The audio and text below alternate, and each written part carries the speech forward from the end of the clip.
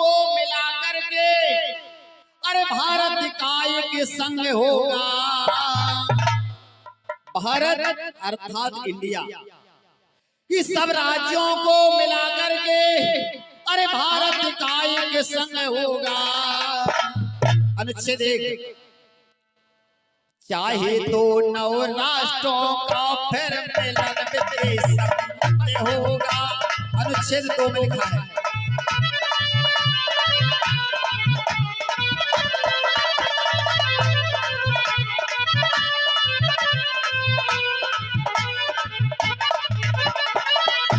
सब राज्यों को मिलाकर के भारत का एक संग होगा।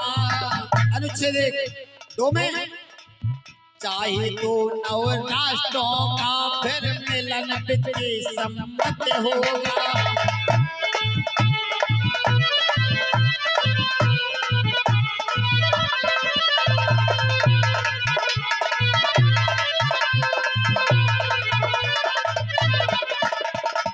आ जाइए अनुच्छेद 3, संसद चाहे नए राज्यों का निर्माण भी कर सकती है। अगर संसद चाहे अनुच्छेद 3 के तहत नए राज्य का भी निर्माण करने का अधिकार संविधान के अनुच्छेद 3 में बाबा साहब लिख करके गए। संसद चाहे नए राज्यों का निर्माण भी कर सकती है। वर्तमान राज्यों में भी परिवर्तन भी कर सकती है। परिवर्तन कर सकती है।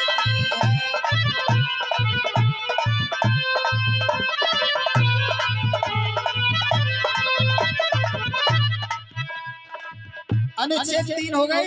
अनुच्छेद 4 में क्या लिखा, पहली व चौथी अनुसूची के संशोधन में बात बताई है। जो अनुच्छेद 2 और 3 है, जिसको अनुसूची में बदल करके बाबा साहब अनुच्छेद 4 में लिख गए। पहली व चौथी अनुसूची के संशोधन में बात बताई है। इसको कैसे बनाया, अनुच्छेद और 2-3 के कई अधीन बनाई है।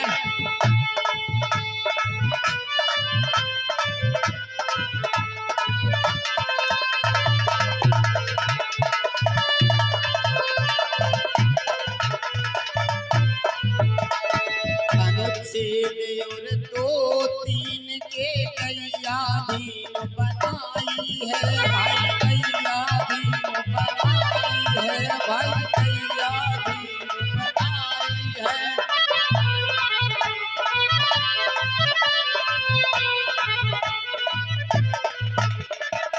आ जाइए अनुच्छेद 5 में क्या है मेरे साथियों, ये बताइए पाकिस्तान में रहने वाला व्यक्ति क्या कहलाता है, पाकिस्तानी। अमेरिका में रहने वाला क्या कहलाता है, अमेरिकन। नेपाल में क्या कहलाता है, नेपाली कहलाता। जब ये बताओ कि भारत में रहने वाला व्यक्ति क्या कहलाएगा, भारतीय। जे चिल्लाते हिंदुस्तान जिंदाबाद, हिंदुस्तान जिंदाबाद। अनुच्छेद 5 में क्या है कि भारत में रहने वाला व्यक्ति अरे भारतीय कहलाता है। कोई जाति विशेष धर्म के लिए बाबा साहब ने नहीं लिखा। अनुच्छेद 5 में मैं सीधा साफ लिखा है कि भारत के अंदर जो रहता है वो व्यक्ति भारतीय कहलाएगा। भारत में रहने वाला व्यक्ति भारतीय कहलाता है। बाहर से जो बसे भारत में वह भी हक ले पाता है।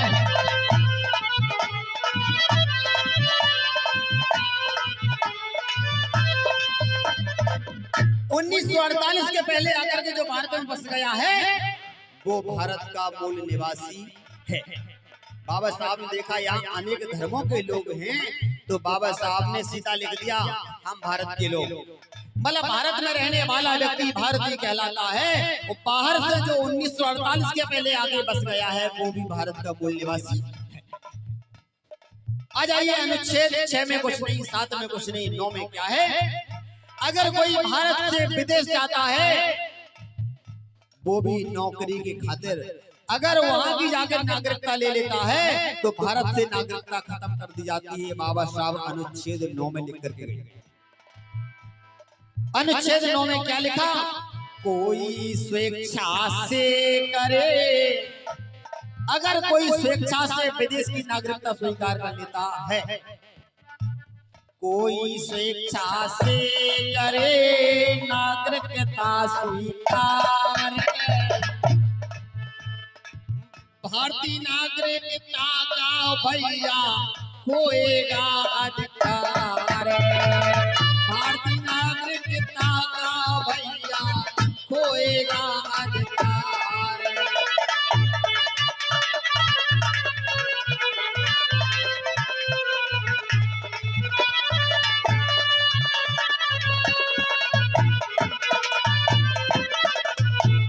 अनुच्छेद 9 पूरा हुआ, 10 में कुछ नहीं, 11 में कुछ नहीं, 12 में कुछ नहीं। आ जाइए अनुच्छेद 13, यही से हमारे मौलिक अधिकार चालू हो जाते हैं। मानव मूल अधिकारों को, एक पॉइंट को समझना, मानव मूल अधिकारों को महत्वपूर्ण बतलाया है, इनके विरोध कोई काम करे फिर असंगति फैलाया है।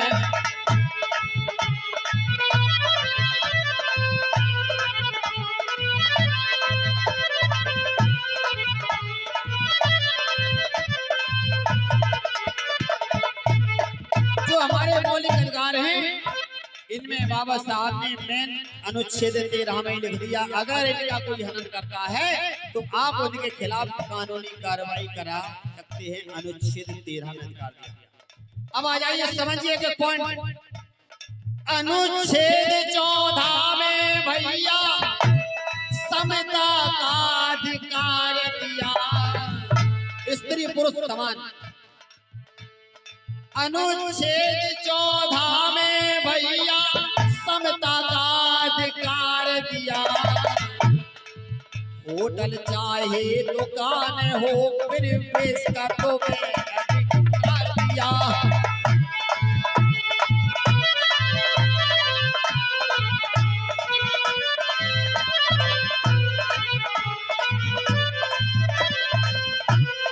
अनुच्छेद 14 में बाबा साहब ने स्त्री पुरुष भेद को नष्ट कर दिया, और इसी में अगर हम कोई दुकान पे जाते हैं, अगर हमसे कोई जाति को लेकर के, धर्म को लेकर के अगर हमसे कोई शोषण करता है तो अनुच्छेद 14 का उल्लंघन है। आ जाइए अनुच्छेद 15 में क्या लिखा, अगर कोई व्यक्ति, कोई बहन बेटी अगर ये कहती है कि मुझे सरकार की तरफ से वजीफा मिलता है, मैंने इंटर कर लिया, बीएससी कर लिया, बीएड कर लिया, ये सरकार किसी को कोई वजीफा नहीं देती, सरकार किसी की बनी रहे। अनुच्छेद 15 के तहत हम लोगों को स्कॉलरशिप मिलता है, वजीफा मिलता है। समझ में आ रहा, सरकार किसी की बनी रहे, संविधान लागू है। अनुच्छेद 15 के तहत बाबा साहब लिख करके गए, अनुच्छेद 15 के तहत हम लोगों को वजीफा दिया जाएगा। आइए अनुच्छेद 15 में क्या,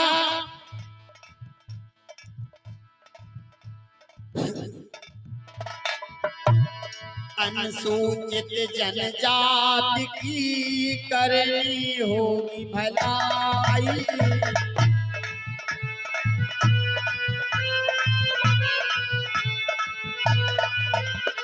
ताकि उनकी उन्नति हो और कमी की हो भरपाई।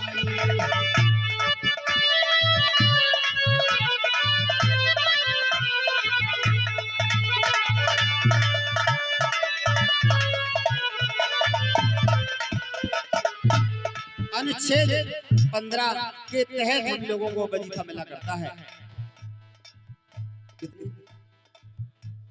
इसी क्रम में 200 रुपए का धमदान हमारे बड़े भाई नेपाल सिंह भैया तरफ से प्रदान। आशीर्वाद की कामना। नमो बुद्धाय, जय भीम।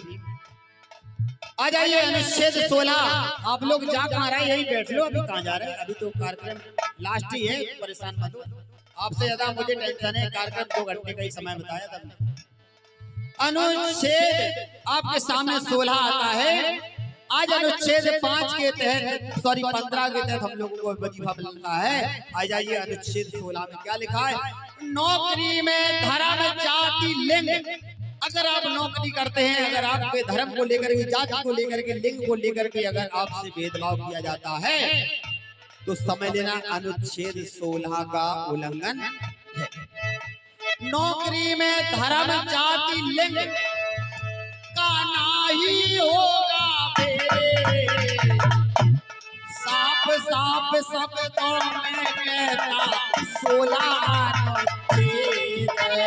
साफ साफ शब्दों में कहता 16 अनुच्छेद।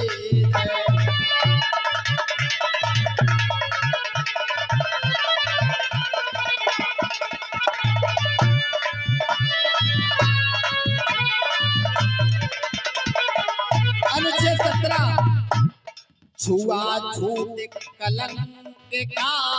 अगर आज भी कोई छुआछूत करता है तो अनुच्छेद 17 के तहत आप उस पे FIR कराने का प्रावधान अनुच्छेद 17 में दिया।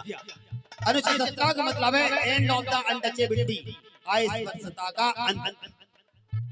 छुआछूत कलंक का 17 करता अंत।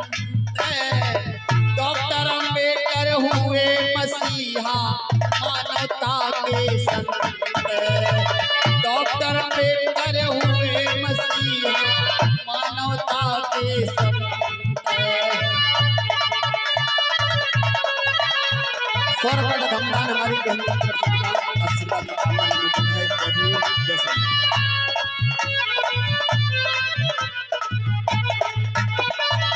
समझ में आया? अनुच्छेद 18 में वोट डालने का अधिकार दिया। वोट डालने का जिस समय बाबा साहब संविधान सभा में संविधान को सौंप करके निकले तो उस समय सरदार वल्लभ भाई पटेल बाहर खड़े। तो सरदार वल्लभ भाई पटेल ने कहा, अरे अम्बेडकर जी, तुम्हारे चेहरे पर तो आज बहुत खुशी नजर आ रही है। तो बाबा साहब ने क्या कहा? अभी तक रानी की कोख से राजा पैदा हुआ करता था, लेकिन आज उन रानियों की नसबंदी करके जा रहा हूँ। समझ में आया? अभी तक रानी की कोख से राजा पैदा हुआ करता था, लेकिन आज मैं ऐसी नसबंदी करके जा रहा हूँ रानियों की जिनकी औलादें राजा नहीं बनेंगी। अब जिसको चाहा जाएगा उसी को राजा। आज महिपाल सिंह प्रधान है तो अगली पंचवर्षीय में नैन सिंह प्रधान हो सकते हैं। जो जिसको चाहा जाएगा वोट के अधिकार से राजा। समझ में आया? अनुच्छेद 18 में क्या है? रहे ना कोई जमींदार, फिर ना नवाब ना महाराजा।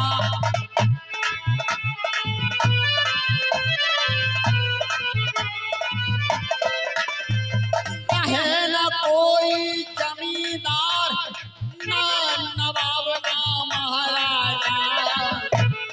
पद ना होगा जन्म से भैया, योग्यता का खोले गया दरवाजा।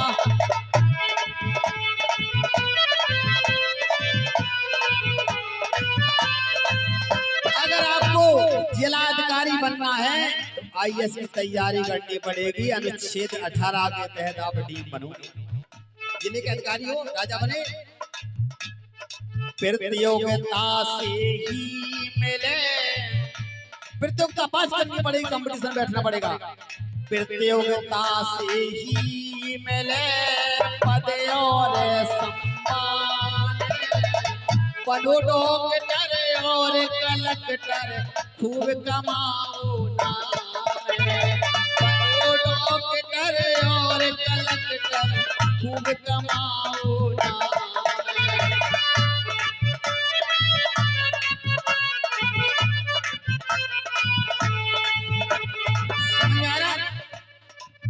आ जाइए अनुच्छेद 19 में क्या है? जिसके तहत आज हम लोगों को परमिशन ले जाने आज इतनी बड़ी मंच पर बोलने का अधिकार मिला है, वो अनुच्छेद 19 के तहत। कभी कोई भी प्रशासन आता है तो सीधा बोलो। हमारा कार्यक्रम देखिए बहुत शांति प्रिय ढंग से चल रहा, मैं अनुच्छेद 19 का पालन कर रहा हूँ।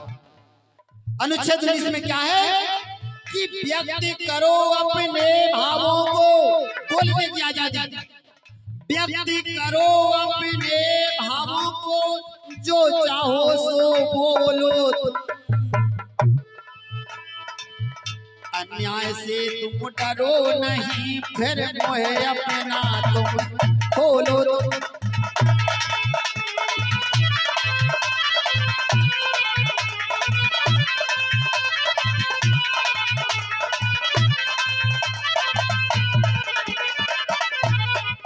जितना बुरा जुल्म नहीं होता है उतनी बुरी खामोशी होती है, तभी तो कहा जाता है कि बोलना सीखो, नहीं तो आगे वाली पीढ़ी गोगी हो जाएगी। व्यक्त करो अपने भावों को, जो चाहो सो बोलो, तुम अन्याय से नहीं डरो, वही तुम अपना खोलो। संघ और समूह बनाना, हम कोई भी संघ बना सकते हैं, कोई भी संगठन बना सकते हैं। अनुच्छेद 19 अधिकार देता है, वो भी बिना रजिस्ट्रेशन के। संघ और समूह बनाना है सबका अधिकार, शांतिपूर्ण करो सम्मेलन जो बिना हथियार है।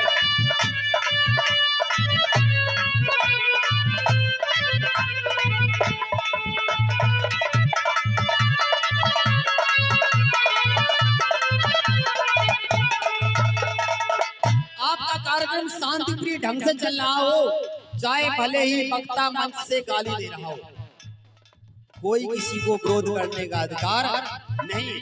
अनुच्छेद 19 का पालन करते हुए मैंने 4 साउंड लगा दिए, तो जाओ आप जाकर के 40 लगा देना, क्योंकि बाबा साहब अधिकार मुझे दे करके गए, अधिकार तुमको भी दे करके गए।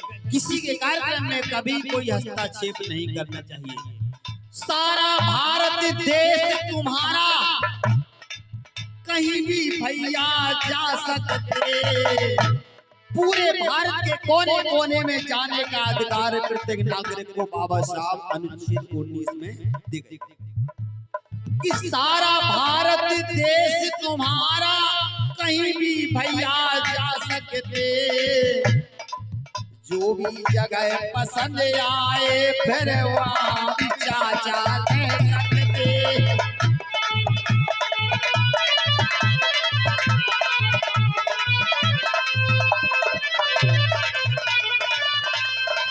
पूरे भारत के अंदर घूमने की आजादी अनुच्छेद 19 में, पूरे भारत के अंदर रहने की आजादी, पूरे भारत के अंदर कहीं भी कोई भी बिजनेस नौकरी करने का अधिकार बाबा साहब प्रत्येक नागरिक को अनुच्छेद 19 में दिए। सारा भारत देश तुम्हारा, कहीं भी भैया जा सकते, जो भी जगह पसंद आए फिर वहाँ भी चाचा रह सकते।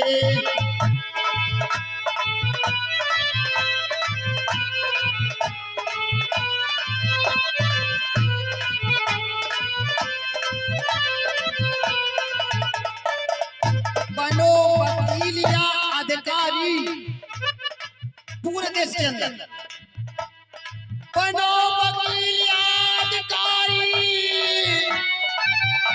करो कोई भी कारोबार, कहीं भी भारत के कोने कोने में नौकरी धंधा करने का अधिकार बाबा साहब अनुच्छेद 19 में दिए। बनो वकील या अधिकारी, करो कोई भी कारोबार, अनुच्छेद 19 देता है हम सबको सारे अधिकार, अनुच्छेद 19 देता है हम सबको सारे अधिकार।